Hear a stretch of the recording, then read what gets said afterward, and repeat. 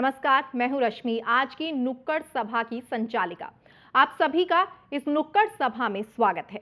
आगे बढ़ने से पहले आइए जरा जान लेते हैं कि पिछली नुक्कड़ सभा में क्या कुछ हुआ।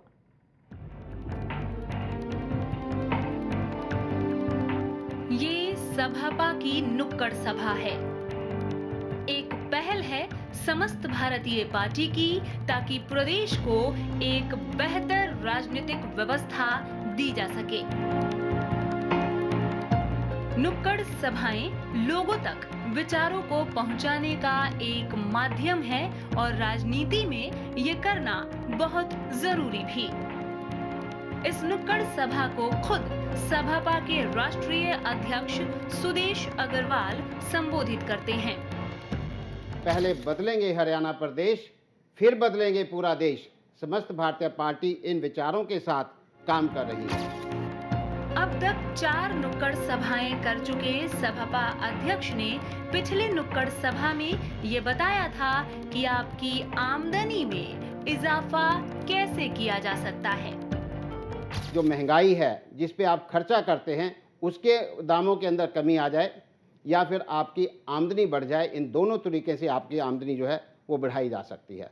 और समस्त भारतीय पार्टी इन दोनों तरीकों पर काम करेगी, जिससे कि रियल सेंस के अंदर लोगों की आमदनी जो है वो बढ़ाई जा सके। इस सभा में सुदेश अग्रवाल ने किसान भाइयों के दुख को खूब समझा और बताया कि अगर सत्ता में आने का मौका मिला तो वो समाधान कैसे करेंगे।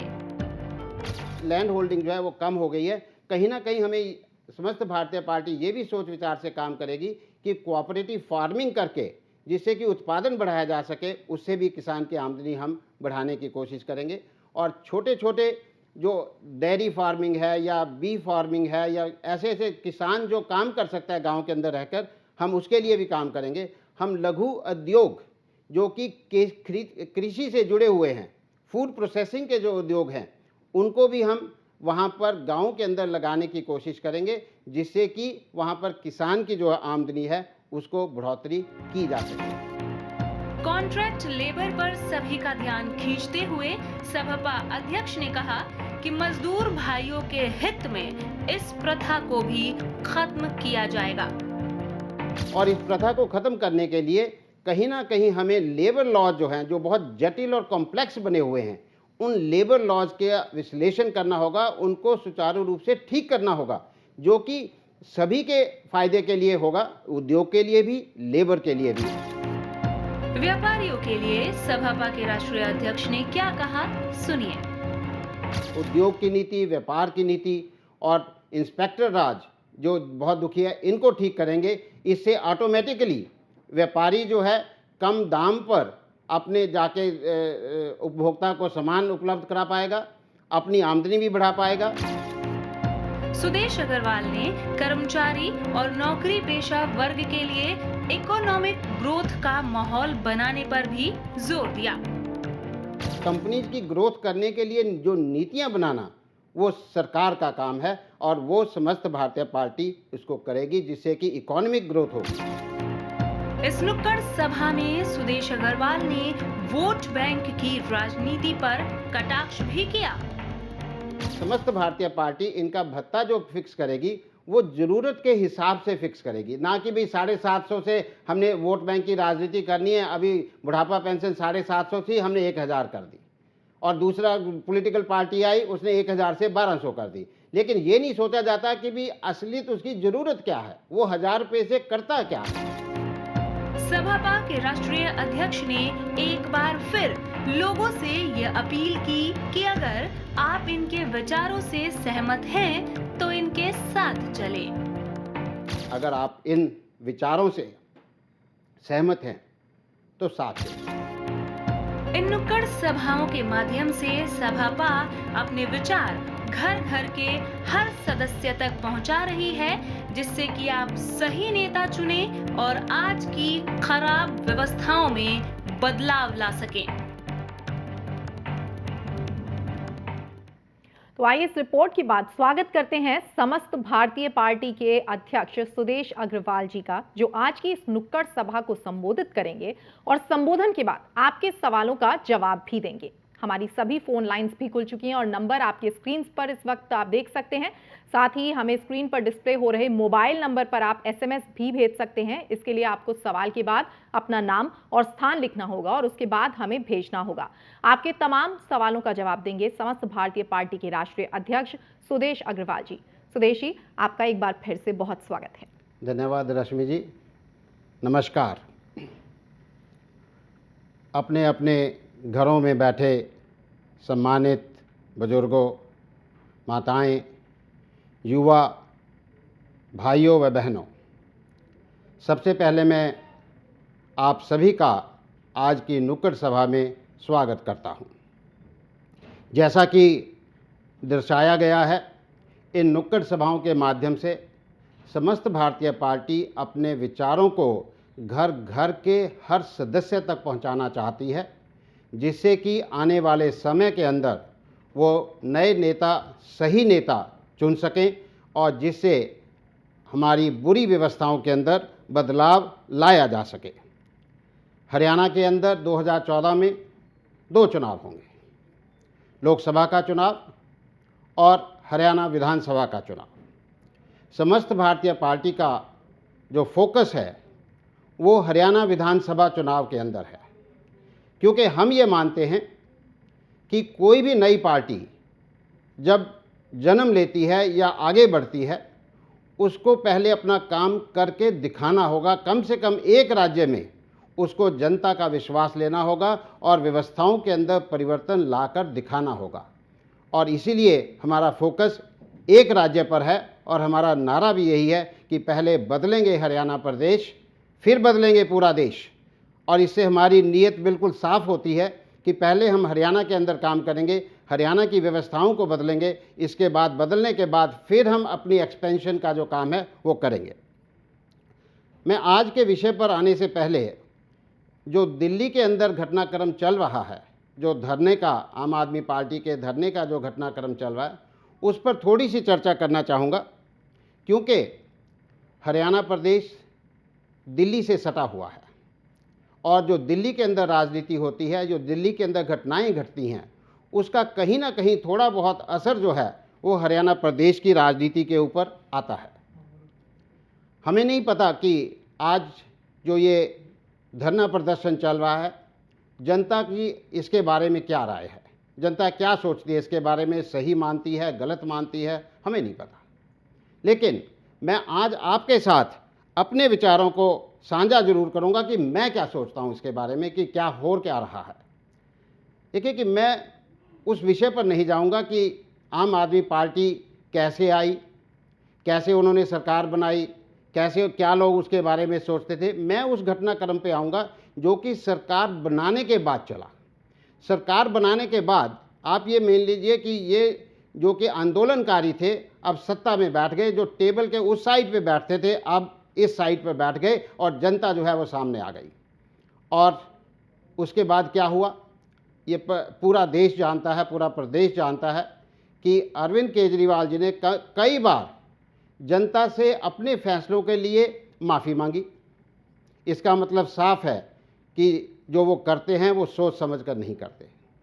उन्होंने कई बार अपने मंत्रियों को या अधिकारियों को उनको बचाया, उनके गलत जो उन्होंने बयानबाजी की, उन बयानबाजियों से उन्होंने बचाया, उनके समक्ष खड़े हुए। और इसका मतलब कि वहाँ पर भी आप समझिए कि वो सोच समझकर बयानबाजी नहीं होती, चाहे वो कश्मीर का मुद्दा है, चाहे वो किसी और किस्म के मुद्दे हैं, उनके ऊपर बयानबाजी हुई। और ये जो तत्कालीन मुद्दा है जो जिसके ऊपर धरना पर वो बैठे हुए हैं, आप देखिए कि यहाँ पर भी कहाँ से शुरू हुए। उन्होंने कहा कि पहले 3 अफसर या 4 अफसरों का सस्पेंड कीजिए, लेकिन उसको मुद्दे को बदल दिया। वहाँ पर जाकर आज मुद्दा ही ये बन गया कि पूरी पुलिस फोर्स को दिल्ली सरकार के नीचे लाइए, मतलब कि मुद्दा ही बदल दिया। तो यहाँ पर ये जो समय समय पर बदलाव आता है उनकी सोच में, और जो बिन्नी जी ने आरोप इनके ऊपर लगाए, तो मेरा ये मानना है कि आम आदमी पार्टी को सबसे पहले दिल्ली की जनता ने दिल्ली के ऊपर शासन करने का अधिकार दिया है उनकी सरकार बनी है। आप कहते हैं कि पुलिस हमारे अंडर कंट्रोल में नहीं आए, ये सेंटर के कंट्रोल के अंदर है, हम कुछ नहीं कर सकते। भाई मैं ये कहना चाहता हूँ, जो विभाग आपके कंट्रोल के अंदर हैं, जो दिल्ली सरकार के कंट्रोल में आते हैं, आप उनमें परिवर्तन दिखाइए, जनता को दिखाइए जी कि देखिए ये विभाग हमारे कंट्रोल में आते हैं, इनके अंदर हमने बदलाव कर दिया। और अगर पुलिस हमारे अंदर आ जाएगी तो पुलिस कानून व्यवस्था भी हम बदल कर दिखाएंगे, ऐसा हमारी सोच है। और मैं साथ में ये भी कहना चाहता हूँ कि जो इतनी जल्दबाजी नहीं होनी चाहिए कि हम पूरे देश के ऊपर अपना जो शासन जो है वो स्थापित करना चाहते हैं। पहले भाई आप अपना एक दिल्ली के अंदर तो दिखा दीजिए। अगर जनता इससे ज़्यादा इनके ऊपर जिम्मेदारी सौंपती है, ये मैं मानता हूँ, तो मेरे ख्याल से ये जल्दबाजी होगी। आज जनता को और आम आदमी पार्टी को, दोनों को समय लेना चाहिए कि जिससे कि इनकी असलियत ये क्या कर सकते हैं, क्या नहीं कर सकते हैं, उसको जान लेना चाहिए। ये हमारा मानना है। अब मैं आता हूँ आज के मुद्दे की बात के ऊपर। पिछली नुक्कड़ सभाओं के अंदर, पहली नुक्कड़ सभाओं के अंदर हमने कहा कि क्या हरियाणा प्रदेश को नए नेताओं की सरकार की ज़रूरत है।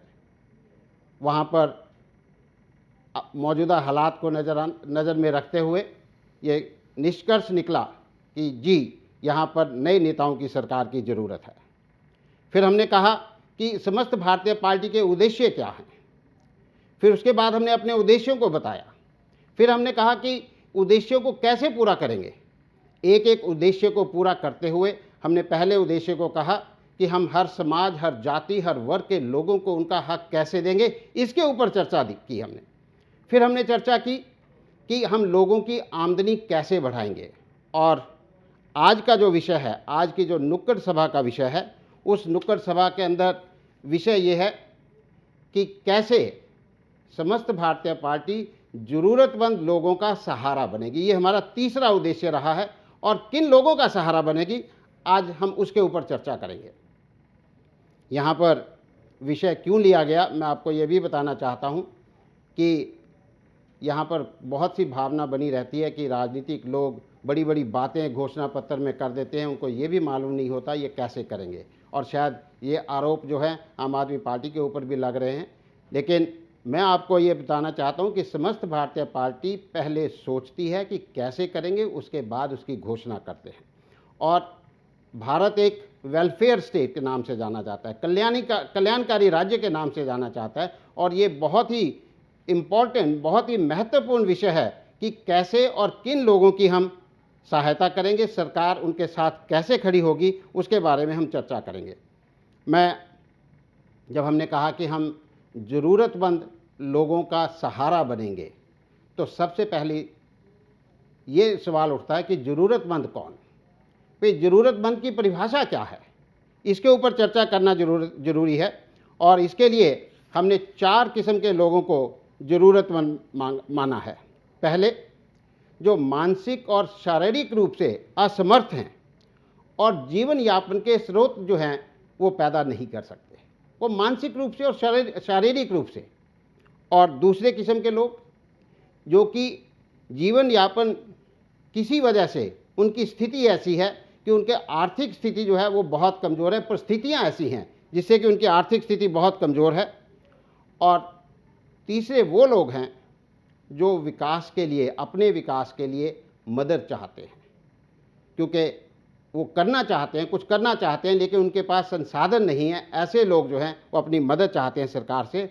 और चौथे वो लोग हैं जो ज़रूरतमंद लोग हम मानते हैं, जो सामाजिक तौर पर पीड़ित हैं, क्योंकि सामाजिक परिस्थितियों के अनुसार वो पीड़ित हैं। और इन चारों ज़रूरतमंद लोगों में मैं कुछ कैटेगरीज बताऊंगा, फिर एक एक कैटेगरी के ऊपर जो है हम चर्चा करेंगे कि समस्त भारतीय पार्टी कैसे, पहले मैं किन की बात करता हूं, किन की हम सहायता करेंगे, किन के साथ हम खड़े होंगे।